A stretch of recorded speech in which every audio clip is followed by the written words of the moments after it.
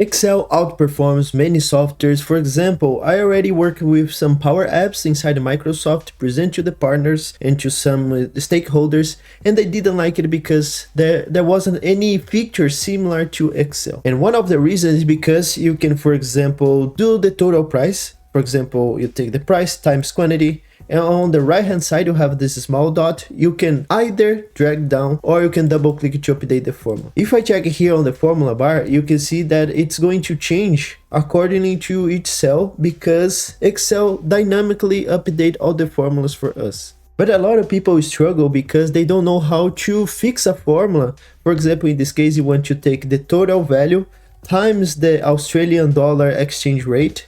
But now if I'm going to drag down the formula, I get a bunch of zeros because if I check this formula, for example, I got this red cell here as F15 instead of fixing this cell right here. Excel is not smart enough to predict where you want to fix a cell, but there is one shortcut that you can use to restrict your cell. In this case, I'm going to go back here to my original formula. I'm going to press F4, and now, as I can see here on the formula bar, I have those dollar signs.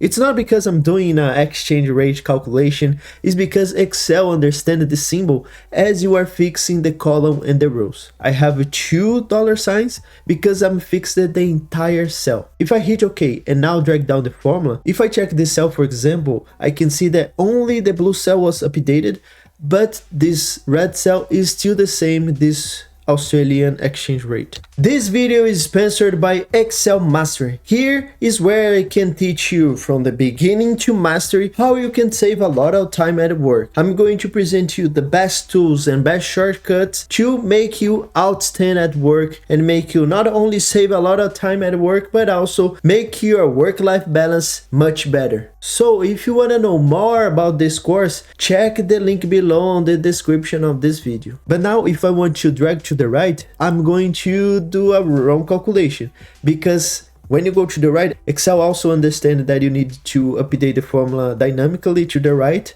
So as you can see here now, instead of having E3, I have F3, but still I have this as my exchange rate instead of having the Canadian exchange rate. What I can do, I can go back to my original formula, and here for the first part I can put a dollar sign just before the letter to represent that I want to keep fixed only the column for the blue cell, but for the red cell I want to keep the same row but change the column because I'm going to drag to the right. If I drag down the formula, now I can see that the blue cell is still taking only column E, but since I dragged down, it didn't change my cell here, the Australian exchange rate. But now if I take all those formulas and drag to the right and verify what's going on here for this formula, I can verify that the blue cell is still fixed for the column, but the red part from my formula, I can see that I changed the column because I only fixed the row. In summary, I want to put my dollar sign before my letter if I want to restrict my column, and if I want to restrict my row, I put a dollar sign before the number. If you need more tip about Excel and how you can become a master on it,